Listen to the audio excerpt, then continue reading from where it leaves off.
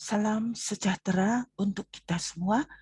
Kali ini saya akan mempresentasikan makalah saya dengan judul Cropwood 8.0 dalam pola tanam optimal dan memaksimalkan hasil pertanian. Ini skema presentasi saya.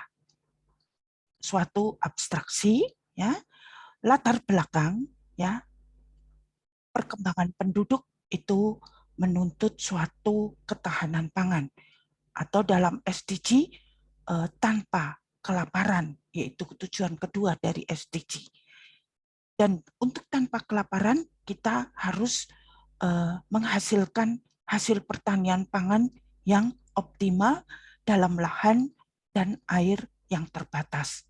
Nah, Cropwood 8.0 akan menjadi cara atau alat bantu untuk optimasi tersebut sehingga dapat mengakhiri kelaparan. Metodologi studi, ya, jadi prosesnya itu dari dalam Cropwood sebagai masukan lahan pertanian, juga komoditi tanaman, tanaman pangan, kebutuhan air, ketersediaan air. Luarannya adalah hasil optimasi, ya, sehingga mendapatkan hasil pertanian yang optimal. Nah, sebagai lokasi studi diambil di Kecamatan Gunung Pati, khususnya di Kelurahan Patemon. Ya. Nah, program DSS atau Decision Support System Cropwood 8.0 itu sendiri memiliki 5 modul, masukan, modul data masukan, iklim, curah hujan, tanaman, tanah, dan pola tanam. Juga 3 modul data perhitungan atau analisis, yaitu menghitung kebutuhan air tanaman, jadwal pemberian air irigasi, dan banyaknya kebutuhan air irigasi suatu daerah irigasi dalam liter per detik per hektar untuk tiap bulannya. Ya. Optimasi dilakukan dengan cara simulasi berbagai pola tanam. Ya. Jadi dari situ nanti ditemukan optimalnya. Ya.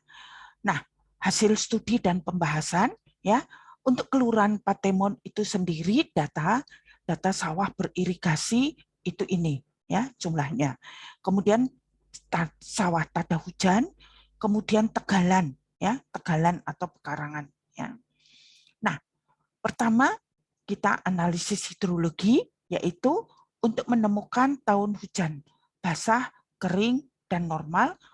Kita ambil dari stasiun hujan Gunung Pati, yaitu dari tahun 2001 sampai 2019.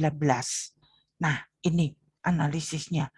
Kemudian dari analisis hidrologi itu, sebelum kita menentukan pola tanam, untuk kita tahu kira-kira mulai tanamnya kapan, MT1-nya, maka kita analisis length growth period atau panjang pertumbuhan tanaman, yaitu dari ini perpotongan antara setengah etanol, ya.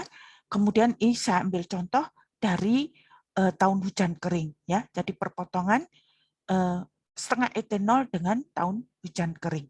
Nah, itu berarti ini tanam pertamanya yaitu sekitar Juni, ya. Sekitar ini Oktober, ya, Oktober. Ini kan daerah kering, ya. Jadi itu. Nah, ini ketersediaan air untuk Kelurahan Patemon itu diambil dari embung Patemon. Data teknisnya seperti ini, ya. Kemudian kita masuk ke dalam analisis Cropwood, ya. Pertama-tama analisis hujan efektif, yaitu ada beberapa opsi.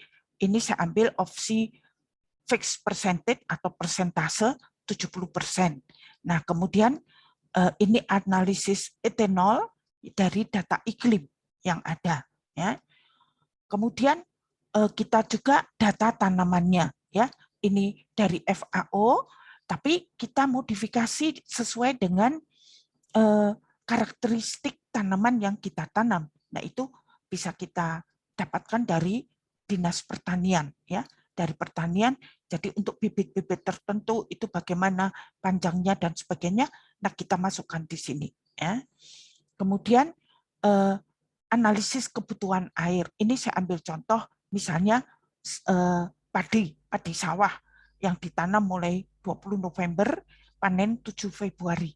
Nah, ini kalau dengan menggunakan cropwood kita bisa geser-geser untuk menemukan kebutuhan air yang tidak begitu banyak, ya, karena sudah dikurangi ini apa? Tadi kan ada itu tahun hujan efektif, ya, ada hujan efektif itu, ya. Kemudian kita mulai dengan simulasi pola tanam. Misalnya pola tanam 1 itu untuk sawah beririgasi kita tanam padi, kacang. Nah, ini dengan pola tanam kita ketemu kebutuhan air yaitu liter per detik per hektar. Ini ya, liter per detik per hektar untuk tiap bulannya.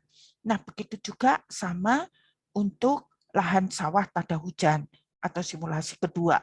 Ini untuk tegalan simulasi ketiga, ya, yang ditanam pisang jahe-jahe, ya. Kemudian dari hasil simulasi itu maka kita akan bisa ngitung kebutuhan air totalnya tiap bulan, yaitu dikalikan harinya, ya.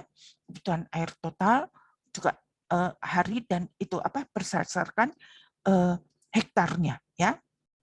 Nah, simulasi. Nah, di sini kita lihat ini banyak sekali butuhnya air. Maka kita ulang, kita buat simulasi lainnya, yaitu 4, 5, 6. Kebutuhan airnya ini. Nah, begitu kita ulang-ulang simulasinya, dan dengan cepat, gampang kita bisa analisis, yaitu dengan menggunakan alat bantu cropwood 8.0 itu. Nah, itu diulang-ulang sehingga sampai ketemu yang tepat, yang optimal. Nah, maka dapat disimpulkan di sini ya, hasil optimasi itu dengan simulasi-simulasi program cropwood kita bisa menemukan hasil maksimal sehingga kita bisa menyediakan pangan yang berkelanjutan. Maka saran saya, pakailah cropwood 8.0 ini untuk mulai diterapkan sehingga pengambil kebijakan itu akan lebih cepat karena situasi yang makin tidak menentu ini. Ya, terima kasih.